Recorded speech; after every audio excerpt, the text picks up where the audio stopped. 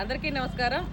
ఇప్పుడు మన వీడియో అయితే చెప్పినా కదా, 2-3 రోజుల కిందట మా వాళ్ళు అయితే పరకలన్నీ కడుతున్నారు. ఇవి గడ్డి పరకలు అనేసి.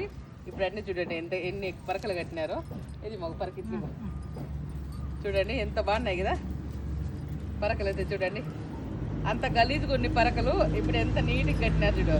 ఇవైతే మనకు మట్టిలో ఉడుచుకునేకి, ఇక్కడ బయట ఉడుచుకునేకి బాగుంటాయి అన్నమాట. ఇక్కడ చాలా బాగుంటాయి. మనకు కొనకుండా ఫ్రీగా అన్నిట్లు గడ్డి కదా బయట కోసుకొస్తాం కాబట్టి. చూడండి ఎన్ని పరకలు కట్టినారు. ఏమన్నా ఎన్ని అయినాయమ్మా పరకలు?